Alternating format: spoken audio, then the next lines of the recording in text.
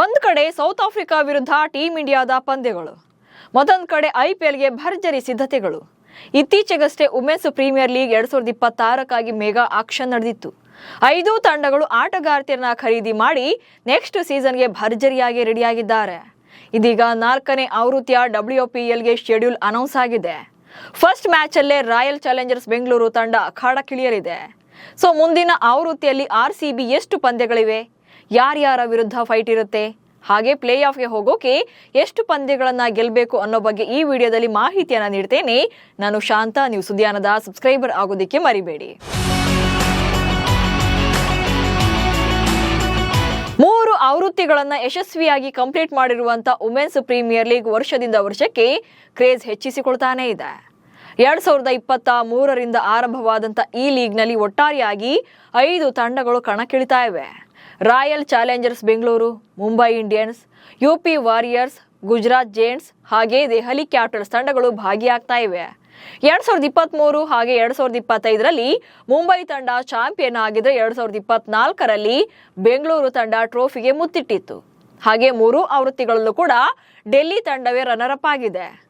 ಇದೀಗ 4ನೇ ಸೀಸನ್ಗೆ ಎಲ್ಲಾ ತಂಡಗಳು ಫಾರ್ಮ್ ಆಗಿದ್ದು ಜನವರಿ 2nd ವೀಕಲ್ಲಿ ಪಂದ್ಯಗಳು ಆರಂಭವಾಗಲಿವೆ.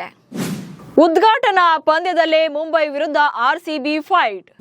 ಸ್ಮೃತಿ ಮಂದಾನ ನಾಯಕತ್ವದ ರಾಯಲ್ ಚಾಲೆಂಜರ್ಸ್ ಬೆಂಗಳೂರು ತಂಡದಲ್ಲಿ ಒಟ್ಟಾರೆಯಾಗಿ 16 ಆಟಗಾರ್ತಿಯರಿದ್ದಾರೆ. ಲೀಗ್ ಆರಂಭವಾದಂತ 2ನೇ ವರ್ಷದಲ್ಲೇ ಚಾಂಪಿಯನ್ ಪಟ್ಟಕ್ಕೇರಿದು ಇದೀಗ 2ನೇ ಬಾರಿ ಟ್ರೋಫಿಗೆ ಮುತ್ತಿಡೋಕೆ ಕಾಯ್ತಾ ಇದ್ದಾರೆ. 2026ರ ಜನವರಿ 9ರಿಂದ ಪ್ರಾರಂಭವಾಗುವಂತ ಈ ಟೂರ್ನಿಯಲ್ಲಿ ಹಾಲಿ ಚಾಂಪಿಯನ್ ಆಗಿರುವಂತ ಮುಂಬೈ ಇಂಡಿಯನ್ಸ್ ಹಾಗೆ ಮಾಜಿ ಚಾಂಪಿಯನ್ ರಾಯಲ್ ಚಾಲೆಂಜರ್ಸ್ ಬೆಂಗಳೂರು ತಂಡ ಉದ್ಘಾಟನಾ ಪಂದ್ಯದಲ್ಲಿ ಅಖಾಡಕ್ಕಿಳಿತಾರೆ. ಇನ್ನು ಟೂರ್ನಿಯನ್ನ 2 ಭಾಗಗಳಾಗಿ ಡಿವೈಡ್ ಮಾಡಲಾಗಿದೆ. ಅಂದ್ರೆ ಟೂರ್ನಿಯ ಮೊದಲಾರ್ಧದ ಪಂದ್ಯಗಳನ್ನ ನವಿ ಮುಂಬೈನಲ್ಲಿ ಆಯೋಜನೆ ಮಾಡಿದ್ರೆ 2ನೇ ಭಾಗದ ಪಂದ್ಯಗಳನ್ನ ವಡೋದರಾದಲ್ಲಿ ಆಡಿಸಲಾಗುತ್ತೆ. ಮೊದಲ ಪಂದ್ಯ ಮುಂಬೈನ DY ಪಾಟೀಲ್ ಕ್ರೀಡಾಂಗಣದಲ್ಲಿ ನಡೆಯಲಿದೆ.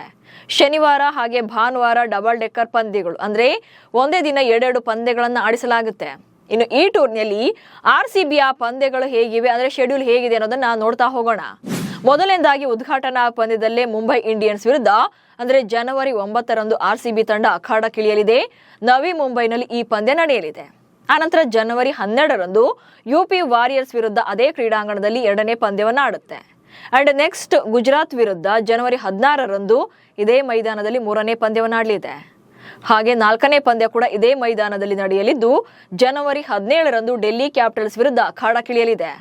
ಆ ಬಳಿಕ ಗುಜರಾತ್ ವಿರುದ್ಧ ಜನವರಿ 19ರಂದು ವಡೋದರಾಗೆ RCB ಮ್ಯಾಚ್ ಶಿಫ್ಟ್ ಆಗುತ್ತೆ. ಅಂದ್ರೆ ಅರ್ಧದ ಮ್ಯಾಚ್ಗಳು ವಡೋದರಾಗೆ ಶಿಫ್ಟ್ ಆಗೋದ್ರಿಂದ RCB ತನ್ನ 5ನೇ ಪಂದ್ಯವನ್ನ ವಡೋದರದಲ್ಲಿ ಜನವರಿ 19ರಂದು ಆಡುತ್ತೆ. ಅಂಡ್ ನೆಕ್ಸ್ಟ್ ದೆಹಲಿ ಕ್ಯಾಪಿಟಲ್ಸ್ ವಿರುದ್ಧ ಜನವರಿ 24ರಂದು ಇದೇ ಮೈದಾನದಲ್ಲಿ ಮತ್ತೊಂದು ಪಂದ್ಯವನ್ನ ಆಡುತ್ತೆ. ಆನಂತರ ಮುಂಬೈ ಇಂಡಿಯನ್ಸ್ ವಿರುದ್ಧ ಜನವರಿ 26ಕ್ಕೆ ಮತ್ತೊಂದು ಪಂದ್ಯ ಇದೆ. ಹಾಗೆ ಲೀಗ್ ಹಂತದ ಕೊನೆ ಪಂದ್ಯ UP ವಾರಿಯರ್ಸ್ ವಿರುದ್ಧ ವಡೋದರ ಮೈದಾನದಲ್ಲೇ ಜನವರಿ 29ರಂದು ನಡೆಯಲಿದೆ. ಹೀಗೆ ಲೀಗ್ ಹಂತದಲ್ಲಿ 5 ತಂಡಗಳು ಕೂಡ ತಲಾ 8 ಪಂದ್ಯಗಳನ್ನ ಆಡುತ್ತವೆ. 6 ಪಂದ್ಯಗಳನ್ನ ಗೆದ್ದವರು ಪ್ಲೇ ಆಫ್ಗೆ ಸೆಲೆಕ್ಟ್ ಆಗ್ತಾರೆ. 5 ಅಥವಾ 5ಕ್ಕಿಂತ ಕಡಿಮೆ ಪಂದ್ಯಗಳನ್ನ ಗೆದ್ದಂತಹ ತಂಡಗಳು ನೆಟ್ ರನ್ ರೇಟ್ ಹಾಗೆ ಬೇರೆ ಪಂದ್ಯಗಳ ಮೇಲೆ ಡಿಪೆಂಡ್ ಆಗಬೇಕಾಗುತ್ತೆ. ಇನ್ನು ಈ ಬಾರಿಯ ಟೂರ್ನಿಯನ್ನ ಕೇವಲ 7 ಮೈದಾನಗಳಲ್ಲಿ ಮಾತ್ರ ನಡೆಸಲಾಗ್ತಾ ಇದೆ. 28 ದಿನಗಳ ಪಂದ್ಯಾವಳಿ ನವಿ ಮುಂಬೈ ಹಾಗೆ ವಡೋದರದಲ್ಲಿ ನಡೆಯುತ್ತೆ.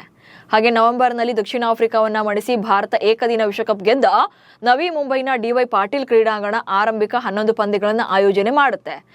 ಇದರಲ್ಲಿ 2 ಡಬಲ್ ಹೆಡ್ಡರ್ ಪಂದ್ಯಗಳು ಸೇರಿವೆ. ಅನಂತರ ಪಂದ್ಯ ಕೊನೆಯ 11 ಪಂದ್ಯಗಳಿಗಾಗಿ ವಡೋದರದ ಕೋಟಂಬಿ ಕ್ರೀಡಾಂಗಣಕ್ಕೆ ಶಿಫ್ಟ್ ಆಗುತ್ತೆ.